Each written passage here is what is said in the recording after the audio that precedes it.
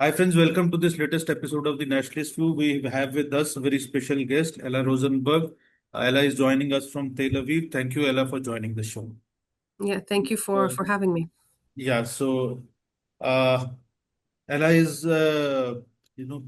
she is a counterterrorism funding expert, and she is also associated with a number of think tanks, and she is currently a senior research fellow at the JCFA, the Jerusalem Center for Security and Foreign Affairs, and we are going to talk about, of course, the the Iran war, which is happening. So, first, I want to talk about an article which, Ella, you have recently written, The Arteries of Empire, How the U.S Iran War is Redrawing the U.S China Energy Map. So you argue in that the U.S Iran confrontation is part of a larger U.S China strategic rivalry. How is the Middle East becoming the central theater of this competition?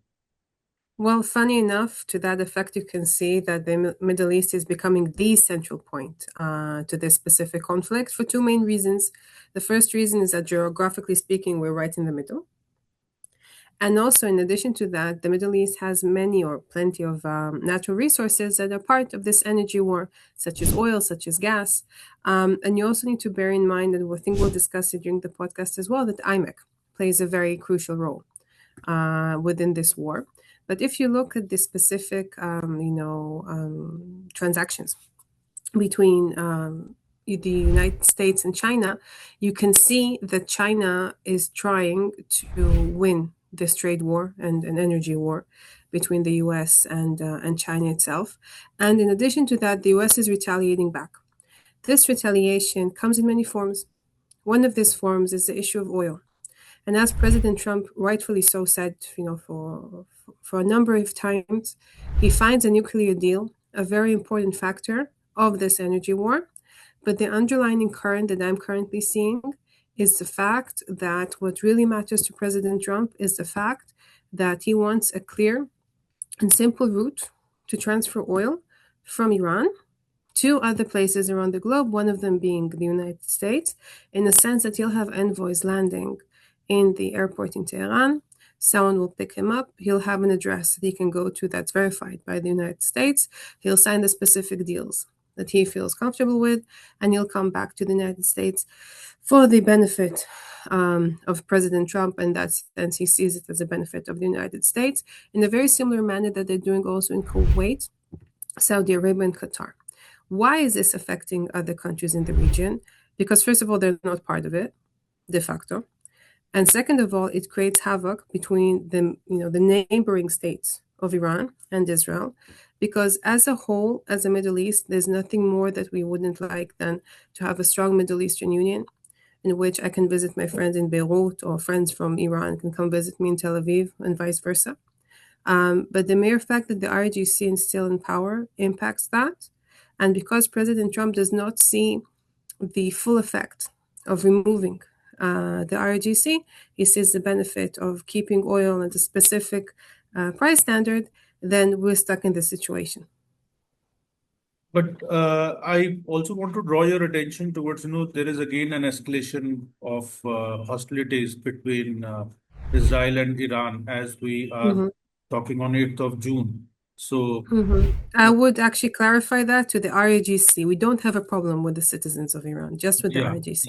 Yeah, absolutely. So how do you see, this conflict now panning out? Do you see any similarities between, what happened in South Asia, like in Operation Sindoor, between India and Pakistan? So what exactly is, happening in this war theater? Well, I don't want to say I'm very lucky to have learned this late in life, because it's a shame I didn't know this beforehand. But Israel and India as nations are very similar, and they have very similar, not conflicts, but very similar interests in mind. One of these interests is maintaining the safety and the preservation of their citizens. In addition to that, we have one enemy, a common enemy, which for us is the IRGC, and for India as a whole is the issue of terror groups in Pakistan and maybe even the Pakistani government. I'm not an expert in that, so I can't be quoted to that effect.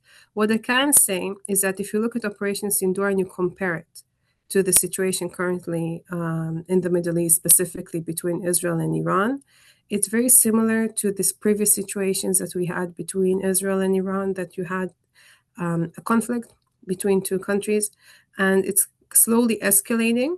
The difference is that with Operation Sindoor, it ended very quickly. It ended very quickly, and India had gained a lot of valuable assets during this specific retaliation.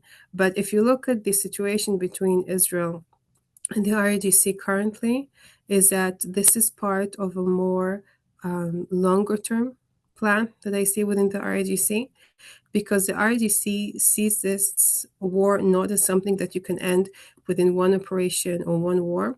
They see this as something endless, and they would like to exhaust us. And currently they're succeeding, because the citizens of Israel are very tired from this. We didn't have a decent, proper day for the last 3 years, and then the citizens of the northern part of Israel did not have a single proper night's sleep for the past 3 years. Children have not been going to school. Elderly have been killed, and all because there's a proxy in Lebanon called Hezbollah that's being maintained by the RGC. So the difference from what I can see is that, first of all, the Operation Sindoor was not specifically involved in proxies, from my knowledge.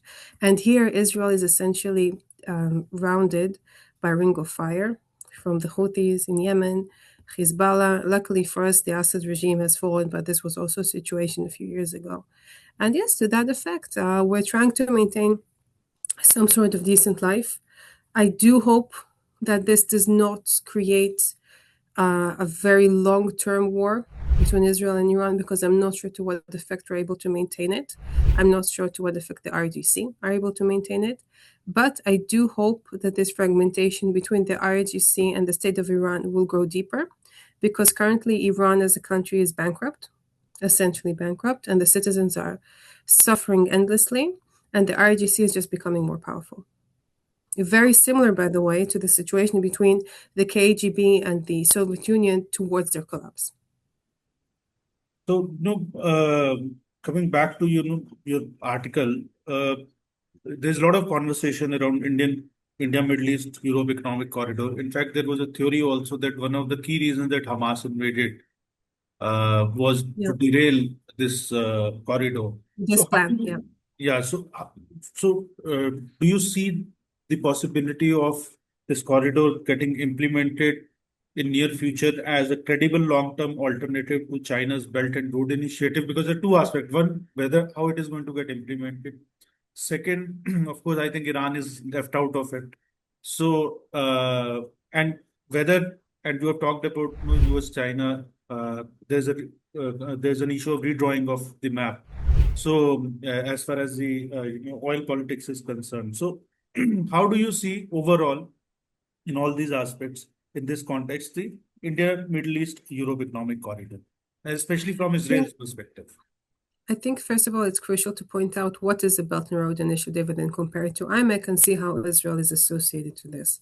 So the Belt and Road Initiative is a plan issued by the Republic of China, in which they're trying to recreate the Silk Road, in which you have the belt, which is the roads itself in the land areas of Asia, and then you have the road, which is the sea corridor between China and the Middle East, in the sense that there'll be not a single European, Union style of economy, but an easy transfer of goods between China to the West. And this is also part of the energy wars and the trade wars between the United States and China. This is one of the ways that they facilitate this. This Belt and Road Initiative uses Iran to a very great extent, in the sense that one of their bases will be in Iran and Kazakhstan, so they're fragmenting their risk between the two countries. IMEC has risen as a counter initiative to this, in the sense that India has a more predominant role in this part, and it essentially creates the same type of road, but it goes through Europe, and it's based on the fact that on the Belt and Road Initiative you have several entities working, and you have one entity working together to have a singular supply chain, road. Currently, and I'm saying this very sadly enough, Israel is not taking this into consideration because we're busy with the war with Hezbollah and we're busy with the war in Iran. So we don't have enough capacity and we don't have enough manpower to deal with this, which is a great shame because this is an expense, but also an investment that needs to be created for years ahead. This is not something that will be dealt upon within the next 2, 3, 10 years. This is an investment for the 50, 60, 70, 100 years ahead. And if Israel doesn't jump on the wagon for this and pays a very close attention to what it can create, we're losing the trade war. We're not even a part of it, which is even worse. And in addition to that, you need to bear in mind that as a whole, if you look at the trade wars between China and the United States, at the end of the day, it will be surrounded and decided upon the fact who has control on the waterways, who has control on the straits, and who is able to transfer goods. And if Israel is not a major part of it, then yes, we will lose this specific trade war and we won't even be a part of it, which is a great shame. Now looking ahead, I'm taking a cue from answers to my last question, but what you just said. So looking ahead, how do you see? Is it a temporary phenomena that the global power is now going to get decided more decisively by kind of control over energy routes, trade corridors, or is it going to be now a permanent phenomena, and this is what you call the new normal? I'm going to give you an answer you're not going to like, which is I don't know. I don't know. I wish to answer this question is to look in retrospect a few years from now, but I'm not sure what will happen in a few years from now. And it's always very easy to look backwards and say, oh, we should have done this and this should have been done differently. While in hindsight, it's very easy to say that. But at the end of the day, decisions are currently made now. And people cannot be judged on the decisions they're currently making because they don't know what will happen in the future. And the current hostility in the Middle East is very, very based on the fact that this is not an easy neighborhood to live in. When I grew up, I thought Assad will continue to be the dictator of Syria for years. I also thought that the president of Egypt at the time would be continue to stay there for years. And you can see this is not the case. I remember when Gaddafi was overthrown, I was shocked. I was quite young and I was shocked because for me, Gaddafi was such a dominant figure within Libya that I thought he's going to live forever and his son will succeed him. And today you have two Libyas. So the situation in the Middle East is not only hostile, it's not only a tough neighborhood to live in, but it's very dynamic. The one thing I can tell you, and this is something that I've noticed throughout my years of experience, is that as long as a country maintains its trade routes open and is open for trade and is open for economic collaboration, just as much as Israel and India are open for economic collaboration, and the collaboration between the two countries is as strong as it has ever been, and I hope it will be even stronger for years to come. It maintains a very strong foothold for India in the Middle East. In addition to that, it helps Israel export their goods into Asia and vice versa. So as long as the country maintains its trade routes open, it maintains an open mind on who to work with economically and creates trade routes, as we mentioned, for IMEC and for other trade routes that hopefully will happen in the future. I do see this is a good way forward, a good methodology to work forward. But apart from that, I can't really say. Thank you, Ella, for joining us from Tel Aviv, especially, given the pretty volatile situation there. Really appreciate. We hope to host you back soon, on this show again. Hopefully, I'll come see you soon in Mumbai once this is over. Yeah, thank you. And looking Thank you. forward to, meet you there and, stay safe.